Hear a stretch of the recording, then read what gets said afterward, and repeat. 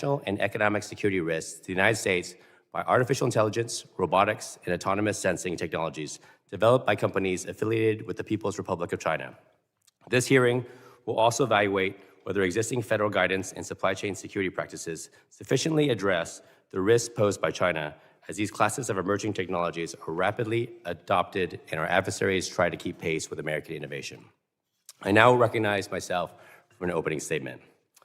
Good afternoon, and thank you all for being here. Today, this subcommittee is examining a national security challenge that is currently unfolding inside the United States. The People's Republic of China is moving aggressively to dominate the technologies that are reshaping the global economy and security, including artificial intelligence, robotics, and autonomous systems. This competition is already present on American campuses, in American police departments, on American smartphones, and increasingly within systems connected to our critical infrastructure. The pattern behind this expansion should look familiar. Chinese companies replicate or acquire American innovation, benefit from large-scale state support, undercut competitors on price, and then use their growing market presence to collect data and expand Beijing's strategic reach. Washington saw this pattern before in industries such as solar panels, drones, and electric vehicles. We are now seeing it again in artificial intelligence and robotics. I want to start with DeepSeek, because what happened during the past year represents something genuinely alarming that we have not fully reckoned with. In January 2025, a Chinese artificial intelligence company called DeepSeek released a model that rivaled the best systems produced by leading American AI innovators at a claim cost that was a fraction of what American companies invested. The technology world and the market was shocked. Observers called it an AI Sputnik moment. But the real story was not just what DeepSeek built, it was how. Within weeks of its release, American AI companies raised serious concerns that DeepSeek used their proprietary models without consent to train its own through a process known as model distillation. Rather than investing years of effort and billions of dollars in frontier research, DeepSeek appeared to have fed outputs from leading American AI systems into its training pipeline, illicitly reverse engineering the capabilities those companies had developed through legitimate investment. More recently, in February 2026, DeepSeek, along with Chinese AI firms Minimax and Moonshot AI, had reportedly orchestrated an industrial-scale campaign to extract capabilities due to distillation attacks. Further reporting suggested that DeepSeek employees used third-party routers and networks of unauthorized resellers to circumvent existing safeguards and may have sought to override safety protections around biological and chemical weapons research. Let me be clear about what that means. DeepSeek did not simply outcompete American companies. According to these disclosures, it stole from them. And DeepSeek is not just a competitive concern, it is also a data and influence concern sitting on millions of American devices. The application is available today in the Apple App Store. Every interaction is stored on servers located in the People's Republic of China, where authorities can demand access to that data under Chinese law. Researchers have also documented that DeepSeek censors questions related to issues sensitive to Beijing and frequently produces responses that align with official Chinese Communist Party positions. The same concerns apply to Unitree Robotics. Unitree has become a dominant global supplier of robotic dogs and humanoid robots, supported by Chinese manufacturing scale and state subsidies that allow its products to be sold at a fraction of the price of American systems. As a result, these robots are already appearing in police departments, universities, and even parts of the federal government here in the United States. Researchers have discovered vulnerabilities in Unitree systems that could allow unauthorized access to live camera feeds or even remote control of the devices. Additional research has identified weaknesses that could allow one compromised robot to spread attacks to others nearby. Some of these systems have also been observed transmitting operational data back to servers located in China. American companies are innovating and competing seriously in robotics and artificial intelligence, and this subcommittee strongly supports their work. The answer is not to retreat from these technologies. It is to invest in trusted American alternatives, strengthen cybersecurity practices, and prevent federal funds from supporting platforms that put American data and infrastructure at risk. and give China an economic and military advantage. The witnesses before us today have direct knowledge of these threats and the larger dynamics at play across these industries. I look forward to their testimony. Thank you. I now recognize the ranking member, the gentleman from Virginia, Mr. Walkinshaw, for his opening statement.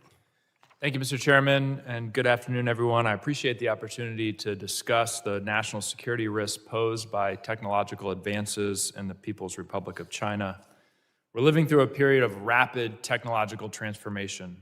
AI, advanced computing, and digital technologies are reshaping our economy and our national security landscape. The implications are profound, and the United States must be prepared. Maintaining leadership in technological innovation is not simply an economic priority, it's a national security imperative. To succeed, we must pursue policies that both drive innovation at home and mitigate the risks posed by adversaries. That requires a clear-eyed understanding of the PRC's strategy. We've known for many years that the PRC views its industrial policy as a critical tool to reshape the world order and emerge as the economic leader in global superpower. With extensive state investment in technology companies and laws that enlist private companies to serve the interests of the government, the PRC's military-civil fusion is a serious threat to our own national security. Historically, Congress has recognized this threat. There's been bipartisan consensus around reducing supply chain vulnerabilities, restricting the use of certain PRC technologies, limiting exports of sensitive U.S. technologies, and strengthening secure supply chains with trusted partners. Unfortunately, policies of the Trump administration have undermined that progress. Upon taking office, President Trump took his DOGE chainsaw to the federal workforce, weakening agencies essential to our national security and scientific leadership. The Cybersecurity and Infrastructure Security Agency, CISA, has lost nearly a third of its workforce because the Trump administration fired people, reassigned people, or bullied people into quitting. At the very moment our adversaries are expanding their cyber arsenals, the administration is cutting our own defenses. From the PRC to Russia to Iran, our adversaries leverage cyberspace and related technologies to fight international conflicts on our homeland. We've seen Iran do this already. Just last week, a pro-Iran, Iran-connected hacker group caused global disruptions at a major medical device manufacturer, Stryker, in response to the president's war with Iran. The PRC is a far more capable cyber actor than Iran, and the potential consequences of a future conflict with the PRC are far more severe. Yet instead of strengthening our technological and cybersecurity defenses, the administration has weakened the agencies responsible for securing our networks and advancing our scientific leadership. Key institutions like the National Science Foundation and the National Institute of Standards and Technology, NIST, have also seen major workforce cuts. At a time when technological competition is intensifying, dismantling our technical expertise is incomprehensible to me. The administration also launched a chaotic trade war that fails to distinguish between allies and adversaries. Rather than building trusted supply chains with our partners, these erratic policies alienate allies and inject uncertainty into the global economy. Even more troubling, in the fall last year, the Trump administration announced that it would allow for the export of advanced semiconductors and NVIDIA H200 chips to the PRC. With access to more advanced chips, the risk of more rapid frontier AI development in China increases. Imagine you were in a race and only you had access to high-octane fuel that let you drive 10 miles per hour faster than your opponent. Would you give that high-octane fuel to your opponent? Your opponent who's determined to leave you in the dust and crush you. That's what President Trump did. It was weak. Finally, we should recognize a fundamental truth about American innovation. The U.S. leads the world in technology because we attract the best talent from around the globe. Immigrants have played an outsized role in building our technology sector. Policies and statements that target immigrants do not strengthen America. They weaken our ability to compete with our adversaries. We could spend all day naming the immigrants who have played a critical role in developing technologies that advance American economic and national security. I'll name just a few.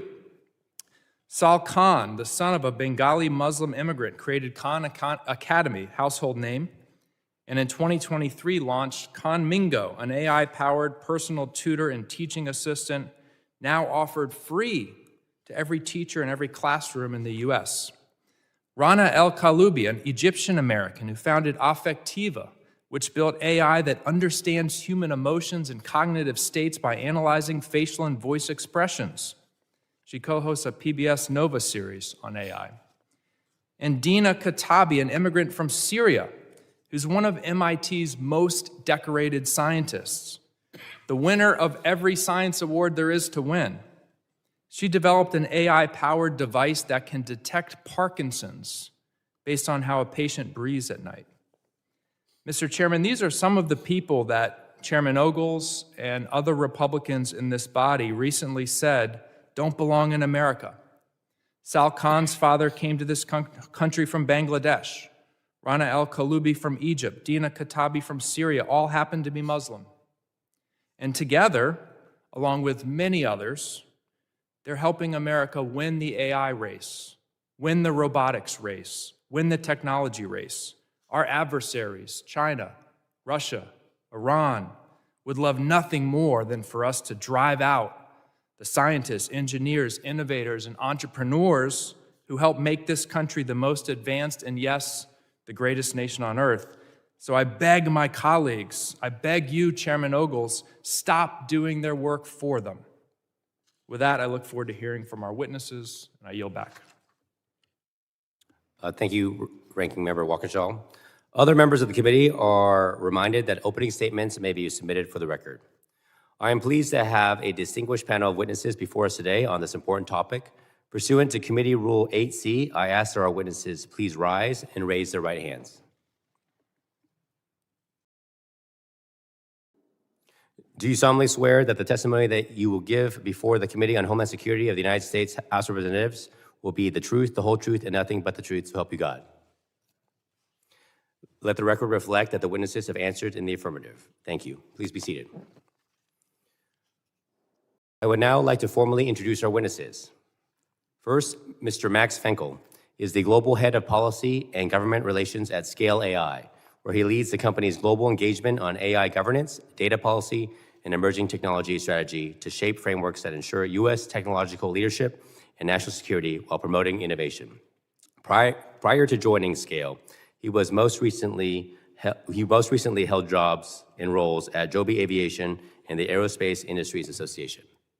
Next, Mr. Matthew Malceno is the Vice President of Software at Boston Dynamics, where he has worked for 22 years, contributing to projects on advanced robotics technologies, AI, and autonomy. He also currently holds the role of Boston Dynamics Security Officer. Mr. Malceno holds degrees from MIT in computer science and electrical engineering, and prior to Boston Dynamics, worked in software development and engineering roles at Akamai Technologies and Google.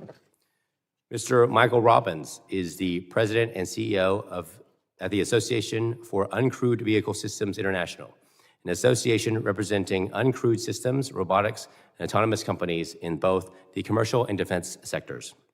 Mr. Robbins also currently serves as the Mitri Corporation's Aviation Advisory Committee and the National Advanced Mobility Consortium's Advisory Committee, and is an officer in the United States Naval Reserve. Thank you for your service.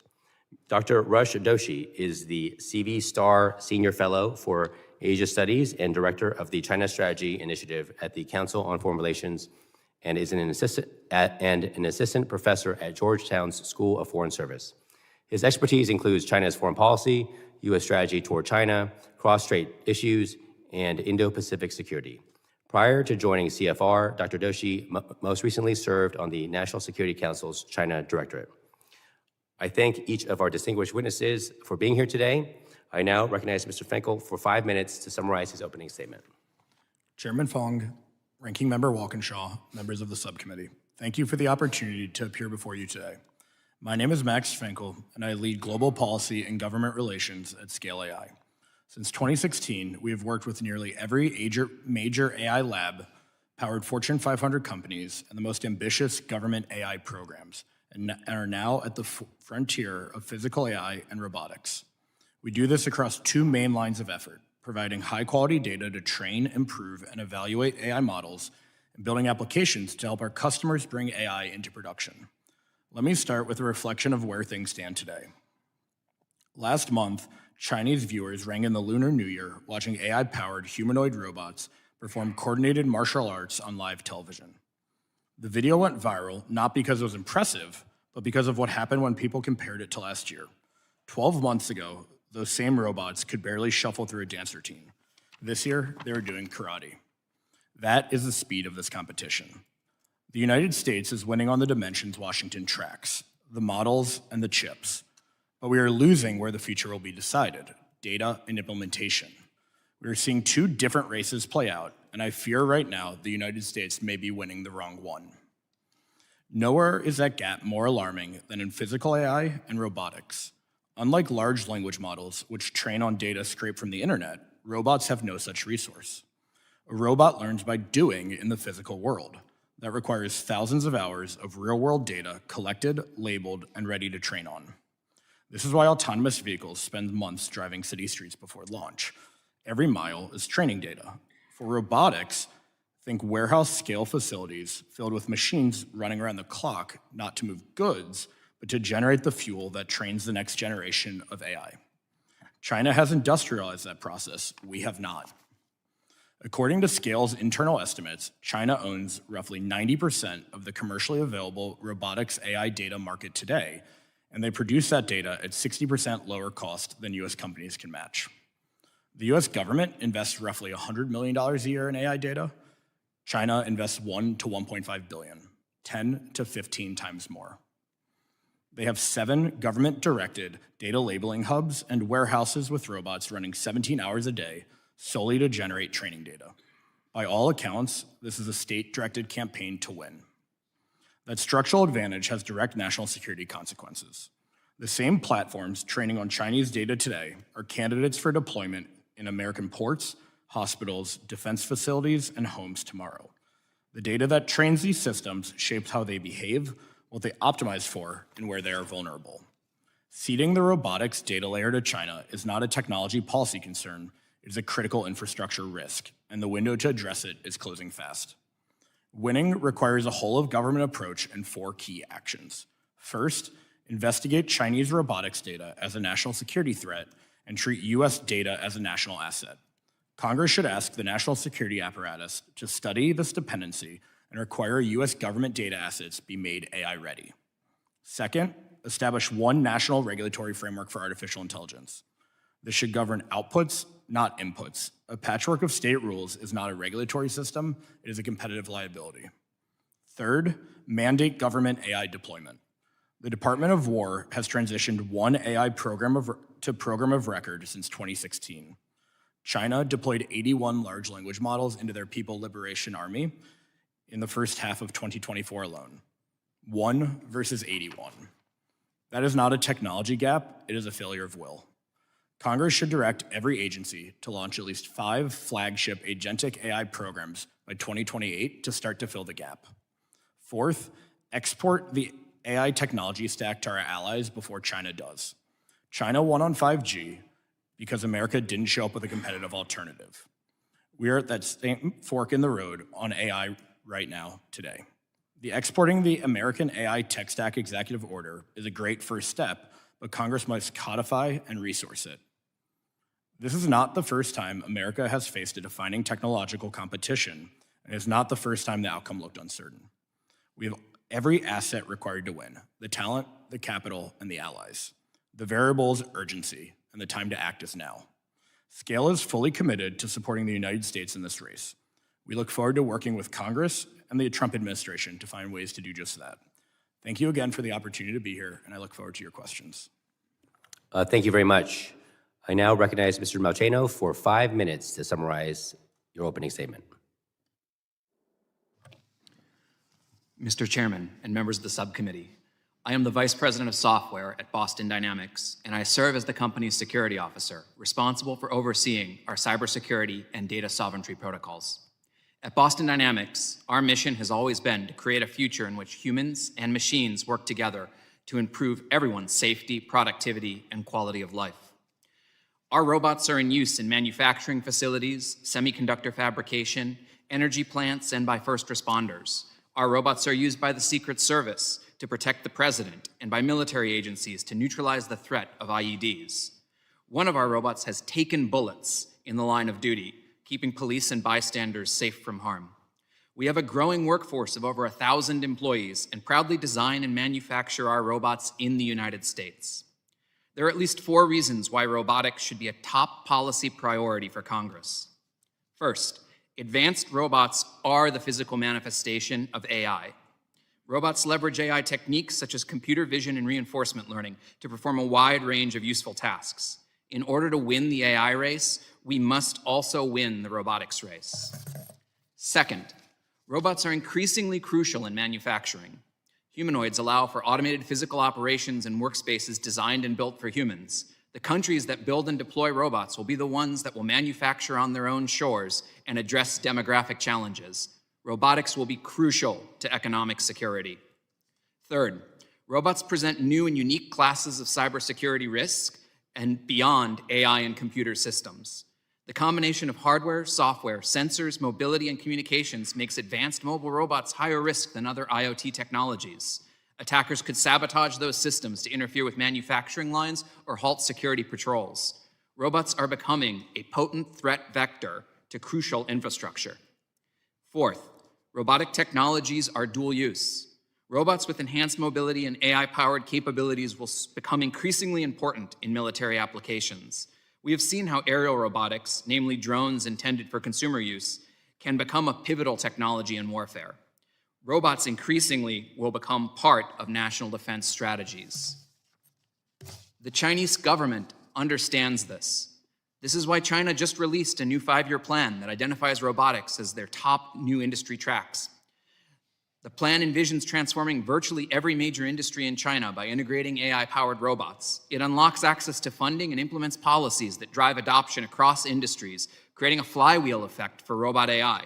As one analyst remarked, this is less an industrial policy for robots than an industrial policy through robots. This government support isn't new. Previous government plans from the past decade outline the many mechanisms and policies that have supported Chinese robotics industry. These plans are already working.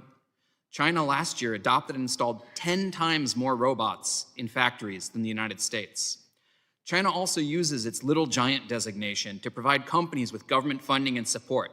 One of the companies designated as a Little Giant is Unitree, the most visible Chinese company selling legged robots in the US. Unitree is rapidly capturing market share in the US university research and law enforcement markets. Researchers have reported crucial Unitree cybersecurity vulnerabilities.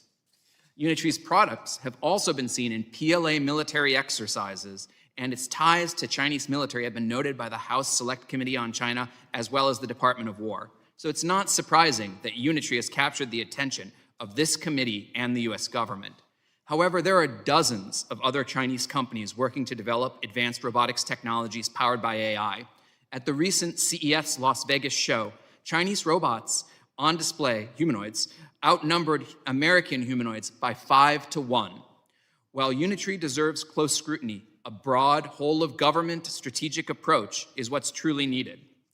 This is why we are asking for the development and launch of a national robotics strategy consistent with a broad set of policies designed to support the growth and success of the industry. Time is running out for policy efforts to have an impact. The recently introduced National Robotics Commission Act, HR 7334, would kickstart the process of developing such a strategy. We urge Congress to pass this bill. We also respectfully ask this subcommittee to direct CISA to swiftly undertake a security evaluation of foreign robots. Independent researchers have already revealed crucial vulnerabilities, but a more comprehensive, government-directed study would provide broader guidance to users and government about the risk of foreign robotics projects. Thank you very much for the opportunity to testify. I welcome your questions. Thank you very much. I now recognize Mr. Robbins for 5 minutes to summarize his opening statement. Chairman Fong, Ranking Member Walkinshaw, distinguished members of the committee, thank you so much for the invitation to testify today. My name is Michael Robbins. I am the President and CEO of AUVSI, the trade association for the autonomous systems, drones, and robotic industry. Our members, including Boston Dynamics, are at the leading edge of the transformation where AI, robotics, and autonomy are converging to create a new frontier of cyber-physical systems. Today, we are at the precipice of a new era defined by the convergence of AI and physical machines, and it holds immense promise for American productivity and competitiveness, but also introduce unprecedented national security vulnerabilities when these systems are developed within adversarial controlled technology ecosystems. Modern robots are highly networked physical cyber systems. A compromised laptop can expose data, but a compromised robot can expose data and map, move, surveil, or physically disrupt operations in the real world. We are here today because our adversaries, specifically the People's Republic of China, are methodically executing a centrally planned playbook to hollow out the US robotics industrial base and install Trojan horses within our critical infrastructure. Unfortunately, we have seen this exact threat before, and we cannot ignore the lessons learned from the commercial drone industry. Over the last decade, the PRC leveraged massive state subsidies, IP theft, and deliberate market dumping to drive many American drone manufacturers out of business by flooding the global market with artificially cheap systems. This deliberate market capture engineered a profound national security crisis here in America, exposing sensitive US data to Chinese state intelligence and leaving our nation dangerously dependent on adversary-built technologies. Today, the PRC is aggressively executing the exact same playbook in the advanced robotics sector. Fueled by over $137 billion in state subsidies and initiatives like Made in China 2025, PRC robotics firms are systematically undercutting American companies, starving US firms of the revenue needed to scale domestic capacity and maintain our technological leadership. If we fail to act, the US robotics and autonomy industrial base will be hollowed out, leaving us dangerously dependent on adversarial-linked technology to run our economy. Furthermore, we must address this vulnerability in the upstream supply chain, where PRC's dominance of rare earth minerals and the threat of export controls could effectively decapitate American robotics manufacturing before a single system is even built. This aggressive market capture is not just an economic issue, it is a profound national security threat. The PRC is actively weaponizing advanced civilian robotics to enhance its military capabilities. Recent footage released by the People's Liberation Army features a video ominously titled, "The Robot Dog's Time to Kill Has Come," depicting a unitary robotics quadruped equipped with an automatic rifle striking targets with precision. Because of Beijing's military-civil fusion strategy, PRC robotics firms flooding our markets are directly serving as R&D extensions of the PLA. Even more alarming, PRC companies pair their robots with subsidized LiDAR from firms like Hesai and DJI's LiveVox, companies our Department of Defense designates as Chinese military companies. These sensors generate precise 3D maps and persistent spatial awareness, thereby handing the CCP a persistent digital map of our nation. Furthermore, PRC AI firms like DeepSeek are accelerating this threat, illicitly extracting the capabilities of advanced US AI models to rapidly and cheaply build the brains for these subsidized robotic platforms. And the PRC's national intelligence and cybersecurity laws create a homeland security crisis, compelling all Chinese commercial entities to provide state intelligence unfettered access to their systems. Allowing PRC market dominance is a national security nightmare for America, allowing the CCP to install Trojan horses within US critical infrastructure, exposing our nation to severe risks of data exfiltration, remote operational disruption, and the weaponization of our supply chains. We simply cannot allow this dangerous erosion of American industrial capacity and national security to happen. Recognizing this, AUVSI recently launched our Partnership for Robotics Competitiveness. Securing our future requires both carrots and sticks. We must pair aggressive restrictions on adversary technology with bold incentives for domestic production to restore a level playing field and ensure American technological leadership. We urge Congress to pass a coordinated national robotics strategy and update trade enforcement mechanisms to counter PRC dumping. We must address risk-based restrictions on PRC technologies in sensitive environments, including bans on PRC UGVs and on the importation of 1260H companies, while also deploying robust economic incentives like production tax credits, loan guarantees, and employing advanced market commitments to stimulate domestic manufacturing and de-risk private investment. We must learn from the past to protect our future. The window to ensure American dominance in autonomy and robotics is closing, and the stakes could not be higher. By acting today, we ensure that the next generation of autonomous systems bolsters rather than threatens the security and resilience of the United States. Thank you, and I look forward to your questions. Thank you, Mr. Robbins. I now recognize Dr. Doshi for 5 minutes to summarize your opening statement. Thank you, Chairman Fong, Ranking Member Walkinshaw, distinguished members of the subcommittee. Thank you for the opportunity to testify today. My core argument today is simple. AI and robotics are changing the global balance of power. China has moved faster and achieved more than most Americans realize, but we still have advantages. The question before this subcommittee is whether we will use them before China pulls too far ahead.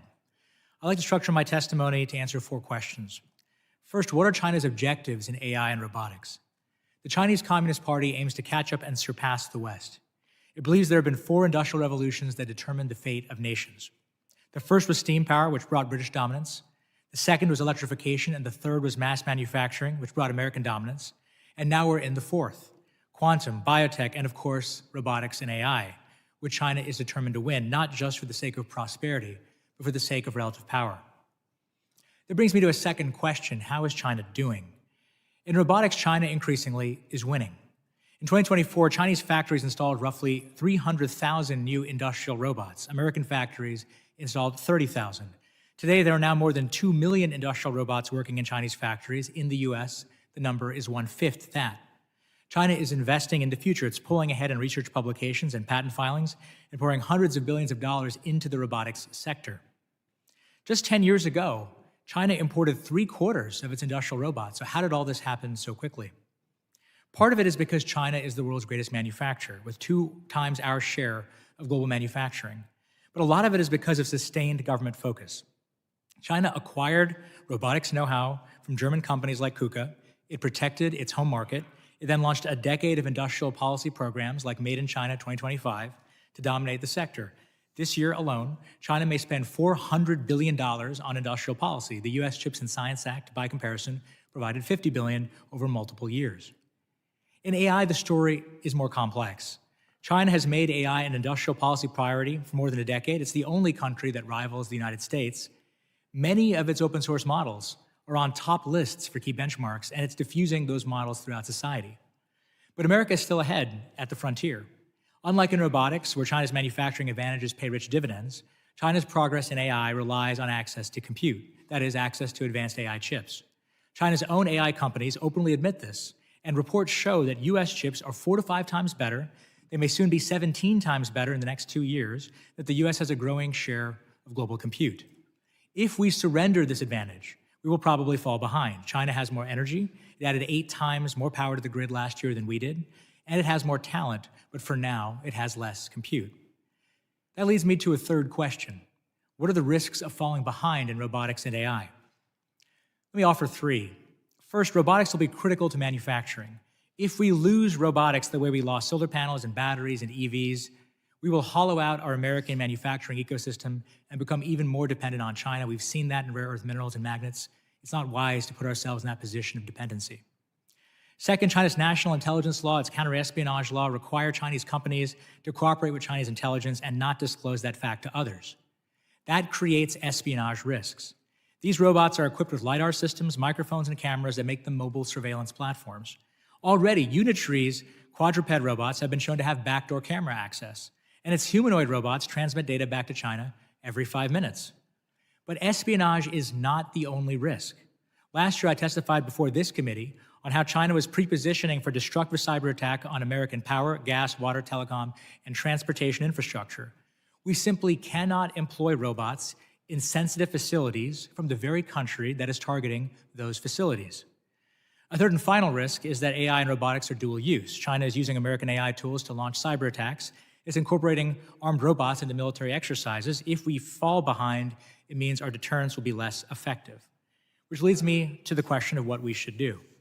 First, we should extend the ICTS framework that we apply to connected vehicles to cover PRC robots. That limits their importation unless China addresses key vulnerabilities.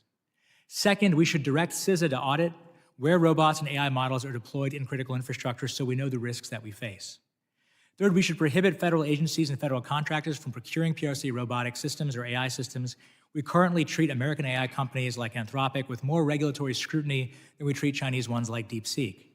Fourth, we should maintain and strengthen semiconductor export controls, the one advantage we retain in AI, and limit remote access and smuggling. And finally, we should build allies scale to rival China's scale in this sector. That means better terms for allies and partners than for Beijing, and it gives us a chance to bring down costs and reduce China dependence. China believes this is a pivotal moment. They're probably right. We should believe it too. And with that, thank you, and I look forward to your questions. Thank you, Dr. Doshi. Members will be recognized by order of seniority for their 5 minutes of questioning. I now recognize myself for 5 minutes of questioning. My first question goes to you, Mr. Fenkell. Many American startups and developers are beginning to build on Chinese open models like DeepSeek because they appear highly capable and are offered at extremely low costs. We have seen this strategy before. Chinese companies like DJI use aggressive pricing and rapid deployment to dominate the global drone market, which made it extremely difficult for American companies to compete. Unlike the drone sector, however, the United States already has leading AI developers that are building highly capable frontier models. Do you see Chinese AI companies attempting to follow a similar strategy with models like DeepSeek by rapidly expanding global adoption in order to capture market share before trusted alternatives can compete? Thank you for that question. And yes, simply, I think, as we've seen play out in AI, the diffusion of the technology will ultimately win out. And I think for the last year or so, we've believed it's been a model-based adoption, and I think we're shifting into a belief of a tech stack-based adoption. And so when you look at the AI tech stack, it fundamentally is made up of compute, data, model, and applications. And I think we've seen people begin to recognize in order to really win on AI, you have to win on the tech stack, which ultimately solves a hard problem.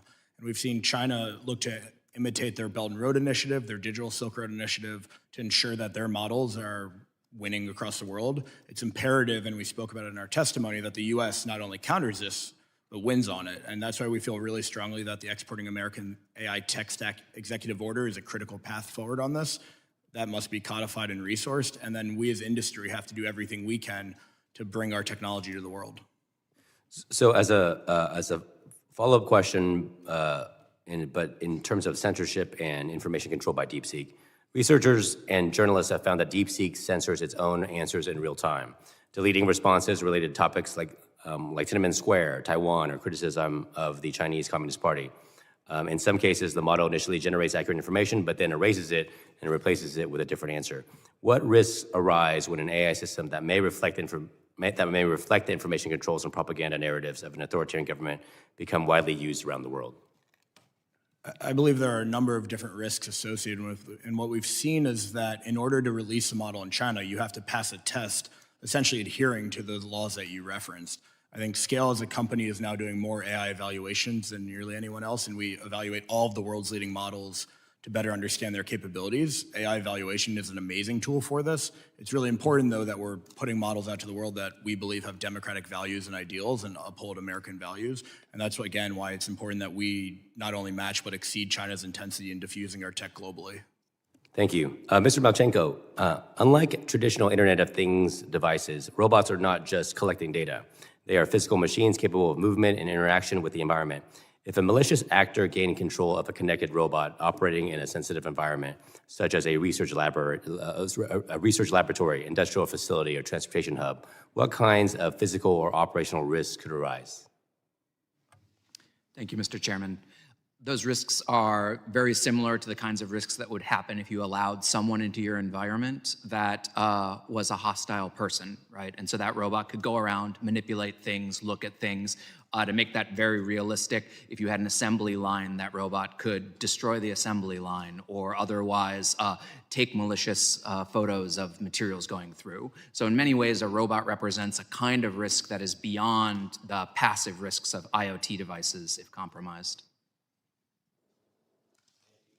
Oh, thank you. Mr. Robbins, we've already seen what can happen when Chinese technology rapidly dominates critical markets, like I mentioned with DJI drones. What lessons should policymakers take from that experience when thinking about AI systems, robotics platforms, and autonomous technologies developed by Chinese companies? Yeah, thank you for that question, Mr. Fong. The number one lesson is don't wait till the problem is upon us and we get behind. Take action now to level the playing field for U.S. robotics and AI companies and autonomy companies so they can compete globally on a level playing field now instead of having to fight from behind like American drone companies are doing today. There are policy actions Congress can take. There's actions the executive branch can take now with existing authorities to level the playing field. We spell those out in our Partnerships for Robotics Competitiveness white paper. Let me throw this out to everyone, but in terms of procurement, should Congress consider a policy similar to existing restrictions on Huawei or DJI where certain Chinese technologies are prohibited from procurement by federal agencies? I got 15 seconds, so maybe I just open it up to everybody. Absolutely, yes. Yes. Yes, in line with the things that is done in the past with DJI. Yes. Thank you. With that, I now recognize the ranking member, the gentleman from Virginia, Mr. Walkinshaw, for his 5 minutes of questions. Thank you, Mr. Chairman, and thank you to our witnesses. Really powerful opening statements. I want to start just on international collaboration and supply chains. And we know, and you all ably outlined the ways in which the PRC's threats pose a significant challenge, not just to the United States, but to our allies around the world. And while we have significant resources and capabilities that perhaps we need to do a better job of bringing to bear, our allies also have resources and manufacturing capabilities and supply chain capabilities that could help us in this effort. Dr. Doshi, your testimony discusses the importance of working with allies like Japan to develop alternative supply chains to avoid reliance on the PRC. Can you just elaborate on the importance and maybe the opportunity of international collaboration in combating PRC supply chain risk? How can we ensure that our policies are implemented in conjunction with key allies and partners around the globe? Well, thank you very much for the question, Ranking Member Walkinshaw. Let me begin with one quick point, which is that China outscales the United States when it comes to manufacturing. They are 2 times American manufacturing value add. How do you deal with a competitor that outscales you in manufacturing? The only way is to add up American manufacturing with allied manufacturing. Collectively, that block completely outscales China. So what I'd like to see is a preferential system, a trading block, if you will, among allies, where we lower the barriers to each other and raise them against China so that we have a chance to sell to each other and build scale within our own collective market. Right now, there are allies like Japan, which dominate key inputs for the robotics industry. We should help those companies succeed. Maybe they can set up plants in the United States. But either way, if those companies disappear, then the only game left in town for the robotics supply chain is China, which we simply cannot allow. Mr. Ranking Member, we've seen this story in industry after industry. We're seeing it in cars, we're seeing it in pharmaceuticals, we're seeing it in biotech. We don't want to see it in robotics because it is a critical enabling technology. So one way we could do this kind of collaboration, in addition to tariff-based or trade-based policy, is regulatory policy. We have a tool, the ICTS tool, which basically allows us to prohibit or import control certain finished products from foreign countries that are threats when connected to our networks. We can align that regulatory tool with our allies and partners and create a bit of a wall that keeps certain Chinese products out and gives ourselves and our friends time to rebuild. Okay. Anyone else with a thought on that? Mr. Robbins, you looked antsy there. No, I gave a speech last May where I quoted a very smart individual where I noted that if our authoritarian rivals can work together to undermine democracy, then democratic rivals must work together to protect democracy. And that person was Dr. Rush Doshi. So I completely agree with Rush said. We have an I at the end of our name. We work very aggressively to enhance partnerships with international democratic allies like Taiwan, like Japan, in Europe, and throughout the world. And that is really the key to the future of the robotics and autonomy and AI industry, is ensuring that American leads and that Western values are driving this technology forward. But as Rush said, we're stronger when we do that together and we work with our Western allies on this front. And Dr. Doshi, your written statement referenced extending export controls to inference chips. And I want to give Mr. Fenkell and Mr. Malceno a quick opportunity to describe for us why are inference chips so critical when it comes to robotics relative to training chips? What is the distinction? Why is it relevant to robotics? So training chips are relevant to robotics in order to train, but in terms of what is deployed inside the robot is a different kind of chip, an embedded processor designed to be able to run ML applications quickly at a low power state inside of a robot. Those chips are just as important and exist one per each robot that you build. And so although America is doing a good job of thinking about the plans with regards to the chips used for training, we would encourage also thinking about inference chips as are distributed in an embedded context. Okay. Mr. Fenkell, anything on that? Training versus inference chips? Nothing to add specifically. I think he covered it. I do think getting back to the allies point, there's two sides where ally cooperation is very important. One is diffusion of the technology stack, and we've spoken about that already. The second is on standards collaboration. I think we look at the Center for AI Standards and Innovation, the US CASI, which is housed at the Department of Commerce.